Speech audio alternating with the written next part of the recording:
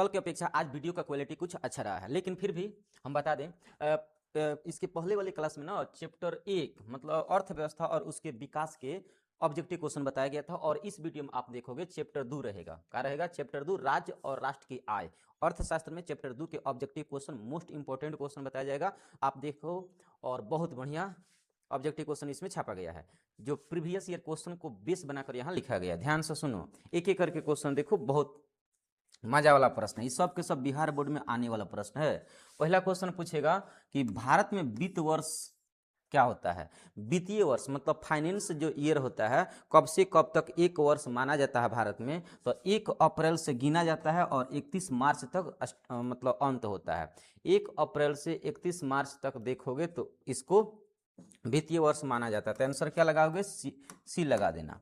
इसी प्रकार 2 number question देखोगे, 2 नंबर क्वेश्चन पूछा है कि 2008-9 के अनुसार, क्वेश्चन बैंक उठाकर देखोगे तो उसमें एक क्वेश्चन आया हुआ है, 2008-9 के अनुसार भारत की औसत आय, औसत प्रति व्यक्ति आय कितना रहा है?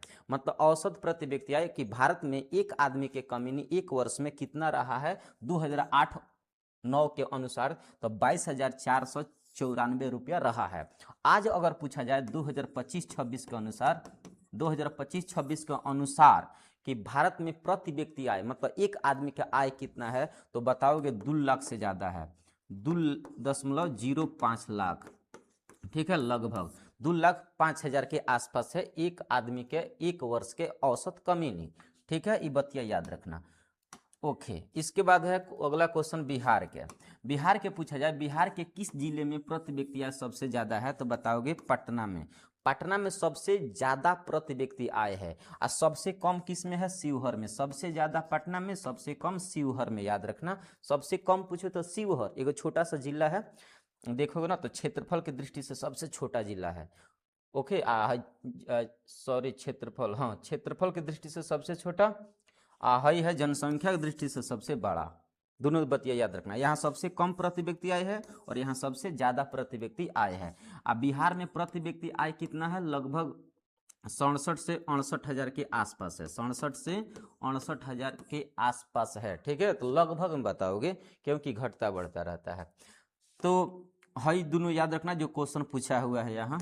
इसके बाद हम बता दें भारत के किस राज्य की प्रति व्यक्ति आय सर्वाधिक है? भारत में बोला है सबसे ज्यादा प्रति व्यक्ति आय कहाँ है? तो बताओगे गोवा में, 4,60,000 से ऊपर है। और सबसे कम पूछा जाए तो बिहार में। भारत के पूरा 28 राज्य में सबसे ज्यादा पैसा कमानी कौन करता है मतलब प्रति व्यक्ति आय? ये ब्लर हो रहा है क्या यार? रुको, ठीक है। तो भारत में सबसे ज्यादा पैसा प्रति व्यक्ति आय कहाँ है? गोवा में। सबसे कम कहाँ है? बिहार में। दोनों बतिया याद रखना। अगला क्वेश्चन देखो, अगला क्वेश्चन है कि 5वां नंबर क्वेश्चन है कि प्रत्यक्ष कर के अंतर्गत निम्न में से किसे रखा जाता है? प्रत्यक्ष कर का मतलब होता है डायरेक्ट टैक्स, जो भारत सरकार के द्वारा ना डायरेक्ट पैसा वसूला जाता है, वो कर को प्रत्यक्ष कर कहते हैं। तो ये है आयकर। आयकर इनकम जो टैक्स होता है आयकर, ये प्रत्यक्ष कर होता है, और हई दोनों होता है अप्रत्यक्ष कर, क्योंकि जनता पर घुमा फिरा कर आता है। और आयकर ना डायरेक्ट आपके अकाउंट से कट जाता है, तो ये प्रत्यक्ष कर हुआ, और हई दोनों अप्रत्यक्ष कर हुआ। कर 2 प्रकार का होता है, प्रत्यक्ष कर और अप्रत्यक्ष कर। अगला क्वेश्चन है भारत की राष्ट्रीय आय की गणना कौन करता है? देखो 1991 में इसका गठन हुआ था, केंद्रीय सांख्यिकी संगठन। अगर इसका स्थापना पूछा जाए कब हुआ तो 1951 बताओगे।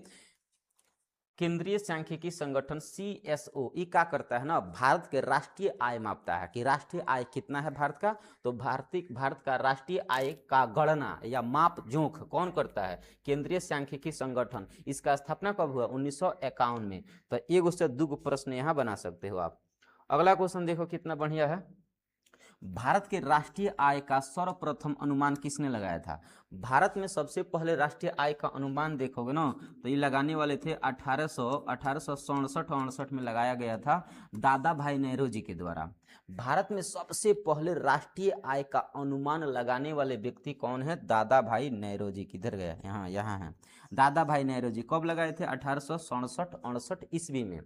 एगो इनके पुस्तक था the British rule in India, British and हाँ ऐसा ही नाम था, ब्रिटिश रूल इन इंडिया। उस पुस्तक में इनके द्वारा बताया गया था कि भारत के राष्ट्रीय आय में प्रति व्यक्ति आय 20 रुपया है। तो उस जमाना में प्रति व्यक्ति आय कितना था? 20 रुपया, वो जमाना में 1867-68 में। और आज प्रति व्यक्ति आय कितना हो गया? 2,05,000 के आसपास।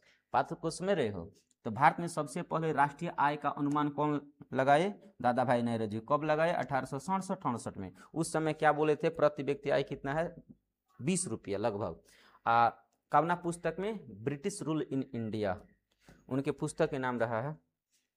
अगला क्वेश्चन देखो, निम्नलिखित में से हमारे रहन सहन के स्तर को प्रभावित करने वाला कौन है? हमारा रहन सहन कैसा है, कैसा रहेगा, जीवन स्तर कैसा रहेगा, खान पान कैसा रहेगा, इसको प्रभावित करने वाला जो ऑप्शन है ना, वो प्रति व्यक्ति आय है। अगर हमारा प्रति व्यक्ति आय बढ़ जाएगा ना, तो हमारा खान पान चाल चलन सब चेंज हो जाएगा। और जब प्रति व्यक्ति आय सबसे कम है, मतलब बहुत कम हमारा कमी नहीं रहेगा, तो हमारा चाल चलन खान पान सब बदल जाएगा, गरीबी के लेवल में चला जाएगा। और ज़्यादा पैसा है तो उड़ोगे। तो ये कौन प्रभावित करता है? प्रति व्यक्ति आय। इस पर डिपेंड करता है कि मनुष्य के चाल चलन कैसा रहेगा। विकसित देशों की आय में वृद्धि के लिए किस पद का प्रयोग किया जाता है? देखो, विकसित देश होता है ना, तो उसमें आर्थिक वृद्धि का सबसे ज्यादा उपयोग किया जाता है। आर्थिक वृद्धि याद रखना, इस क्वेश्चन को कल बोला गया था। विकसित देश क्या होता है, जाकर उस वीडियो को देखोगे तो बुझा जाएगा। केंद्रीय सांख्यिकी संगठन की स्थापना कब हुआ? तो शुरू में बोल दिए हैं, CSO इसे कहा जाता है। CSO central statics organisation. इसका स्थापना 1951 में हुआ था। ये करता क्या है? तो राष्ट्रीय आय का गणना करता है। ठीक है, ये बात याद रखना। अगला क्वेश्चन है अगला 11 नंबर, भारत के सकल घरेलू उत्पाद में किस क्षेत्र का सर्वाधिक योगदान है? देखो, भारत में GDP में सबसे ज्यादा जो योगदान निभाता है ना, उसका नाम है तृतीय क्षेत्र, जिसे हम सेवा क्षेत्र के नाम से जानते हैं। इस सेवा क्षेत्र सबसे ज्यादा पैसा के क्षेत्र में योगदान देता है। तो आंसर क्या लगाओगे? सेवा क्षेत्र। इसी को तृतीय क्षेत्र भी कहा जाता है, बात याद रखना। इससे पैसा कमीनी ज्यादा भारत सरकार के होता है। अगला देखोगे तो गरीबी के कुचक्र का धारणा किसने दिया था? गरीबी के कुचक्र, गरीबी के जाल में जब इंसान पड़ जाता है ना, तो जल्दी निकलता नहीं है। तो इस गरीबी के कुचक्र का सिद्धांत किसने दिया था? तो बताओगे, रैगनर नर्स ने दिया था। कब? 1953 ईस्वी में। 1953 ईस्वी में इनके द्वारा बोला गया था, कोई देश गरीब इसलिए है क्योंकि वहाँ के लोग गरीब हैं। ऑब्जेक्टिव में क्वेश्चन पूछेगा, किसने कहा था कि कोई देश गरीब इसलिए है क्योंकि वहाँ के लोग गरीब हैं? तो इन्हीं का उस सिद्धांत है, स्टेटमेंट्स है, वाक्य है, जिन्होंने कहा था कि गरीबी के कुचक्र क्या होता, गरीबी के कुचक्र के बारे में बताए हुए थे। अगला क्वेश्चन देखो, गरीबी रेखा जिसे हम APL BPL के नाम से जानते हैं, गरीबी रेखा के नीचे को BPL कहते हैं और गरीबी रेखा के ऊपर को APL कहते हैं। तो BPL का पूरा नाम होता है बिलो पॉवर्टी लाइन। बिलो मतलब नीचे, पॉवर्टी लाइन मतलब गरीबी रेखा। बिलो का मतलब नीचे, पॉवर्टी मतलब गरीबी, लाइन का मतलब रेखा, गरीबी रेखा से नीचे। एबव पॉवर्टी लाइन, एबव मतलब ऊपर, पॉवर्टी मतलब गरीबी, एल मतलब लाइन। तो गरीबी रेखा से ऊपर को APL कहते हैं, गरीबी रेखा से नीचे को BPL कहते हैं। तो इनके द्वारा जो सिद्धांत दिया गया था, गरीबी रेखा का निर्धारण करने हेतु ग्रामीण क्षेत्रों के लिए प्रति व्यक्ति प्रतिदिन न्यूनतम कितनी कैलोरी का निर्धारित की गई थी। तो इसका मतलब ये हुआ, जब APL BPL के सिद्धांत दिया गया था तो उस समय ये भी बोला गया था योजना आयोग के माध्यम से कि गांव के प्रत्येक नागरिक को कम से कम एक दिन में 2400 कैलोरी मतलब भोजन करनी चाहिए। कितना बताए थे? 2400। और शहर में हो तो कितना? 2100 कैलोरी। अगर शहर में हो तो कम से कम 2100 कैलोरी का भोजन करनी चाहिए। इसे कम करोगे तो शरीर पर बुरा प्रभाव पड़ेगा, ज़्यादा कर सकते हो। अगर गांव में हो तो कम से कम 2400 कैलोरी भोजन करनी चाहिए। इतना कैलोरी का भोजन करोगे, इससे ज़्यादा भी कर सकते हो, कम मत करना। गांव के लोग ज़्यादा मेहनत करते हैं ना, इसलिए इसे ज़्यादा दिया गया है, और शहर के लोग कम करते हैं इसलिए इनकी संख्या कम बताया गया है। तो दोनों बातें याद रखना। शहर में पूछे, शहर में न्यूनतम कैलोरी कितना निर्धारित किया गया है? 2100। गाँव में कितना न्यूनतम कैलोरी निर्धारित किया गया है? 2400। दोनों बातें याद रखना।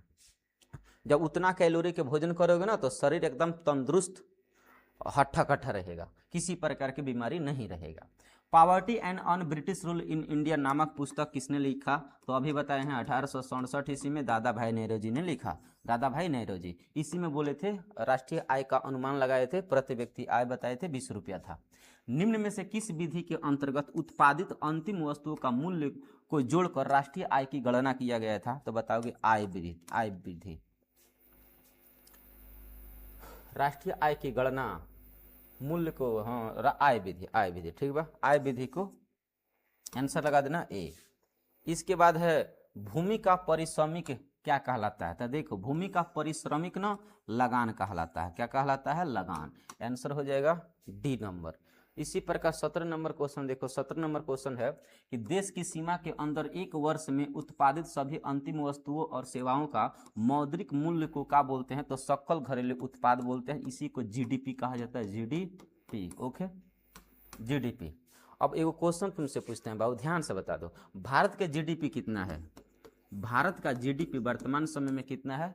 विश्व के 6वां सबसे बड़ा देश जीडीपी में है। एक नंबर पर सबसे ज्यादा पैसा जीडीपी किसके पास है? अमेरिका, चीन। तो अब 2 नंबर पर, 3 नंबर पर देखोगे हई है, कौन है? अरे हो क्या नाम हो, जर्मनी। और 4 नंबर में देखोगे तो जर्मनी, इसके बाद आ गया है जापान, तब हो ब्रिटेन वाला है, तब हम लोग है। मतलब 6वां नंबर पर हम लोग आ गए हैं। बहुत दुख की बात है। 5वां नंबर पर पहले थे 2025वां में, 1 पॉइंट नीचे घसक गए हो। 1949 ईस्वी में प्रोफेसर पीसी महालनोबिस की अध्यक्षता में किसका गठन किया गया था? तो बताओगे राष्ट्रीय आय समिति का गठन किया गया था। राष्ट्रीय आय समिति, राष्ट्रीय आय का समिति का गठन किया गया था 1949 ईस्वी में। अगला क्वेश्चन पूछेगा आपसे, भारत में सर्वप्रथम राष्ट्रीय आय का अनुमान किसने लगाया था? कब लगा था? 1868 में सबसे पहले अनुमान लगा था दादा भाई नेहरू जी के द्वारा। अगला क्वेश्चन देखो, चक्रीय प्रवाह क्या पूछा है? कितना मस्त क्वेश्चन दिया है ना। देखो तो चक्रीय प्रवाह का संबंध किससे? चक्रीय प्रवाह का मतलब वही बात होता है, गरीबी के कुचक्र, जब गरीबी के कुचक्र में फंस जाओगे तो जल्दी निकलोगे नहीं। यही बताए थे कौन? और रेनन जी 1953 ईस्वी में। तो चक्रीय प्रवाह देखोगे तो सबसे संबंधित है, एक दूसरे से सब लिंक रहता है। अगला क्वेश्चन देखोगे 21 नंबर, आय और उपभोग के अंतर को क्या कहते हैं? बचत कहते हैं। ये तो कॉन्सेप्ट वाला बात है, तो सबको पता है। भाई देखो, राष्ट्रीय आय का अर्थ क्या होता है? राष्ट्रीय आय का अर्थ होता है किसी अर्थव्यवस्था के सभी अंतिम वस्तुओं और सेवाओं का वस्तुओं का मौद्रिक मूल्य राष्ट्रीय आय का अर्थ होता है। इसी प्रकार 23 नंबर क्वेश्चन देखोगे। 23 नंबर, सकल घरेलू उत्पाद में किस क्षेत्र का सर्वाधिक योगदान होता है? सकल घरेलू उत्पाद में ना सबसे ज्यादा देखोगे तो तीसरा क्षेत्र का होता है, जिसे हम सेवा क्षेत्र कहते हैं। ऊपर एक क्वेश्चन आया था, इसका योगदान ज्यादा है सेवा क्षेत्र का या फिर तृतीय क्षेत्र का। ये क्वेश्चन है कि निम्न में से किस में मूल्यह्रास, मूल्यह्रास का मतलब होता है नुकसान, व्यय, खत्म, तो मूल्यह्रास का मान शामिल नहीं होता है। तो एनएनपी जो नेट नेशनल प्रोडक्ट होता है ना, शुद्ध राष्ट्रीय उत्पाद, तो इसमें मूल्यह्रास शामिल नहीं किया जाता है। इसमें शुद्ध मान जोड़ा जाता है। पूंजी का परिश्रमिक क्या होता है? तो ब्याज होता है। पूंजी का श्रमिक देखो तो आंसर क्या हो जाएगा? ब्याज हो जाएगा। इसी प्रकार 26 नंबर क्वेश्चन देखो कितना मस्त है, इनमें से किस में मूल्यह्रास शामिल होता है? मूल्यह्रास देखो, उसके ऊपर वाला क्वेश्चन क्या था? मूल्यह्रास शामिल नहीं होता था। तो एनएनपी मतलब नेट नेशनल प्रोडक्ट, शुद्ध राष्ट्रीय आय, ठीक है। लेकिन इसमें बोला है कौन किस में शामिल होता था? जीडीपी में ना मूल्यह्रास देखा जाता है। तो आंसर हो जाएगा GDP, C answer. 27 number question है, 1949 ईस्वी में भारत सरकार द्वारा गठित राष्ट्रीय आय समिति के अध्यक्ष कौन थे? तो वही बात है पीसी महालनोबिस, राष्ट्रीय आय समिति इन्हीं की अध्यक्षता में बना था। इसी प्रकार देखो 28 नंबर क्वेश्चन, क्या इनमें से क्या पूंजीगत वस्तु का उदाहरण है? पूंजीगत वस्तु जिससे पूंजी या पैसा कमाया जाता है, तो इस पैसा कमाने का तो सब स्रोत है। ट्रैक्टर से भी माल पैसा माल छाप सकते हो, उपकरण विभिन्न प्रकार के डिवाइस चलाकर कमा सकते हो, मशीन से कमा सकते हो। तो पूंजी का वस्तु या पूंजी के लिए सब के सब जिम्मेदार है। तो आंसर हो जाएगा डी, सब हो जाएगा पूंजी के लिए। 29 नंबर क्वेश्चन है कि राष्ट्रीय आय को कुल जनसंख्या से भाग देने पर क्या होता है? राष्ट्रीय आय है, कुल जनसंख्या से भाग दोगे तो क्या निकलता है? प्रति व्यक्ति आय निकलता है। तो आंसर हो जाएगा डी।